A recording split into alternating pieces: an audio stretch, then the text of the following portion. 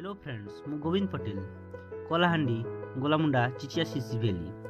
आपण माने नुआ नुआ वीडियो देखिबा पई प्रथमे मो चैनल को रेड आइकन चिपी सब्सक्राइब करि नियंतु। आपनको डीजीपी रे to register your device please enter mandatory one time token यदि एभली आसुची ताहले आज मु आपनको पई एही सॉल्व टी आनिछि मु जेमिति करबी मो हिसाब रे आपण स्टेप बाय स्टेप करले आपण करिबा मात्रे ही आपणको मोरफोटी काम करिवो एवं जो DGPT to register your device please enter mandatory one time token आसुची एटा आसीबनी एवं सीएससी रे जते प्रकार काम करचंती जो मोरफोटी काम करूनी से मोरफोटी समस्त रे काम करिवो किंतु सेटा करिया पई आपणको 442 टंका आपणको पे करिवा को पड़िवो ऑनलाइन रे करिबा मात्रे ही तुरंत आपणको मोरफो काम करिवो आपण ए पे करिबारे आपण डरंतु नाही मु मध्ये करिछि एवं मु मध्ये एमि डरुथिली एटा करिबा मात्रे ही सेटा आपणको मोरफोटी काम करूछि सेटा पे आपण भाबुथिबे कि पे करले मोरटा काम मोरफोटा काम करिवो ना नाही एमिति डरंतु नाही ऑलरेडी मु करिछि करिकि ही ए वीडियोटी लाइव करिछि मु। तो चलंतु आमे स्टेप बाय स्टेप करिबा। प्रथमे आपण मोजिला ब्राउजर टी ऑन कर नियंतु सेथिरे टाइप कर नियंतु आरडी सर्विस ऑनलाइन कला परे प्रथम जो आसी आरडी सर्विस ऑनलाइन एथिरे क्लिक कर नियंतु।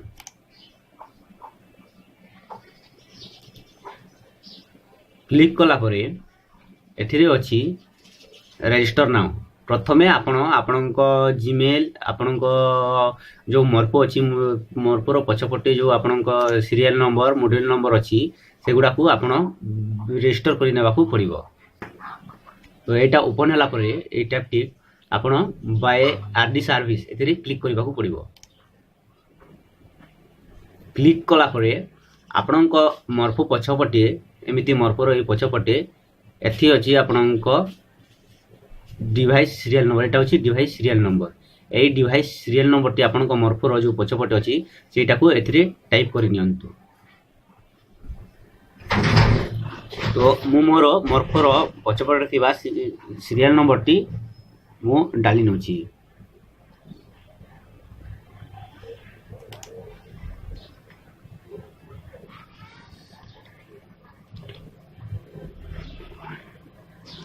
ए मझिरे ए चारिटी अंक देला परे आपण को पाखरे समस्त एटा को 1 बोली की भावंती किंतु एटा होची आई समस्त एटा को आई बोली की डालिबे जदी एथिरे 1 डाल देबे ताहले आपण को सीरियल नंबर टी देला परे आपण को सीरियल नंबर नॉट वैलिड आसीबो सेटे पे एटा बोलो को देखि की टिके करिबे मोर चारिटी अंक देली तापर चारिटी अंक परे नेक्स्ट अछि आई अछि कैपिटल रे आई लिखि नेबे दे देली तापरे आपन को पूरा नंबर टी दे देबे।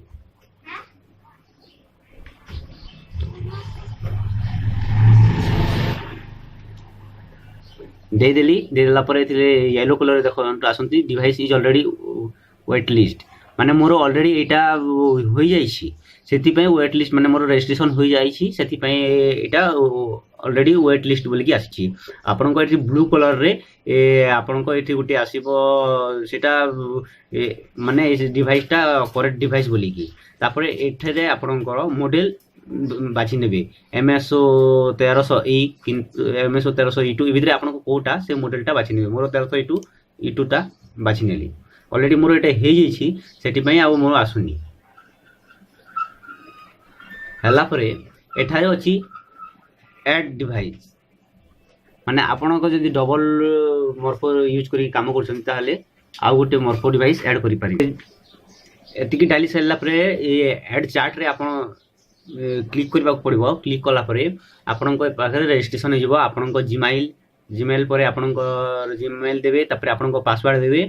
पासवर्ड देकी आपण रजिस्ट्रेशन करि नेबे रजिस्ट्रेशन कला परे आगो को अब एटा रजिस्ट्रेशन कला परे आपण रजिस्ट्रेशन करी कि आपण को एटीएम कार्ड द्वारा आपण एटा को आपण पे करबा को पड़िबो एला 375 टंका आपनको पे करिया पड़िबो आउ टैक्स रहिछि एथिरे टैक्स मिसिकी 442 टंका होछि एटा पे कला मात्रे तुरंत सांग सांग गुटे मेसेज आसीबो आपनको मॉर्फोटी सक्सेस हला बोली की हला मात्रे आपनको मॉर्फोटी काम करिवो किंतु तुरंत काम करिवो नहीं सेति पई आपनको एही साइट rdservice.online.com एति को आसीबे एथिरे टॉप रे देखंतु डाउनलोड बोली को अछि ए डाउनलोड रे क्लिक करिवे एथि रखिबे क्लिक को तापरे एठारे विंडोज अछि ए विंडोज रे क्लिक करिवे क्लिक कला परे आपनकर डाउनलोड होइबो डाउनलोड करिकी से फाइल टाकू आपण कोठी डाउनलोड अछि सेटा को जिवे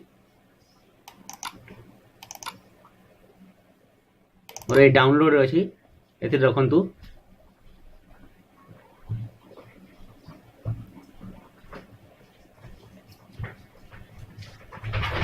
एटा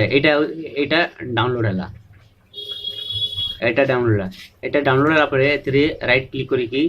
extend to Morpho Windows RD service एथि क्लिक करिवे मु एथि क्लिक करनाली क्लिक कला परे तुरंत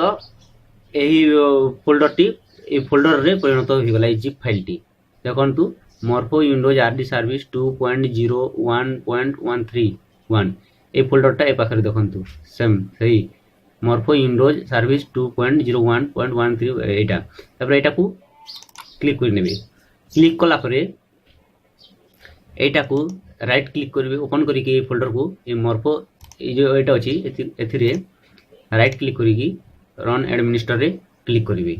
रन एडमिनिस्टर रे क्लिक करी की आपन को फुल पूरा इंस्टॉलेशन करि नेबे इंस्टॉलेशन हला परे आपन को मॉर्फो एथिरे आपन को एटा को मध्य ओपन करि नेबे ओपन कला परे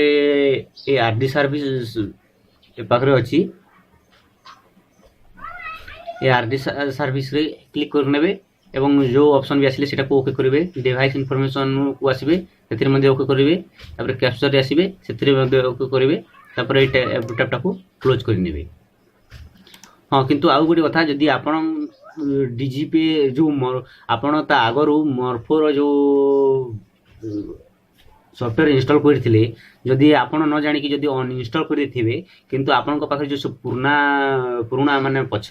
जो इंस्टॉल करथिले ताको जदी अनइंस्टॉल कर देथिबे ताले सेटा को प्रथमे आपण जेमिति इंस्टॉल करथिले सेमिति इंस्टॉल कर नेबे तापरे एमिति करिवे ताहले आपण को काम करिवो जदी आपण से ता अनइंस्टॉल करि नांती ताहले तो भलो कथा तुरंत होई जिवो तापरे आपण को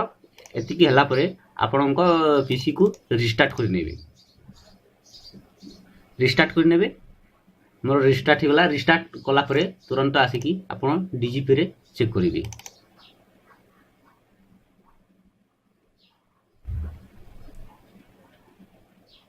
देखंतु डीजीपी टी मोर ओपन हो गला आ सेमिति ऑप्शन आउ आसुनी एथरा आपण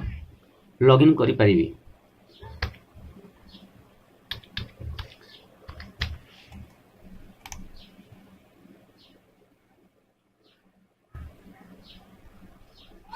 देखंतु एटा खोली गला देखंतु आज एटा लाइव वीडियो 11 डिसेंबर 2017 8:54 AM रे आपण मोर लाइव वीडियो करिबा समय रे किछि बुझी न पारथिबे ताहले आपण मो ईमेल द्वारा मेल करी कि मो द्वारा किछि बुझी परिबे मो जीमेल टी होची GOVINDAPATEL7@gmail.com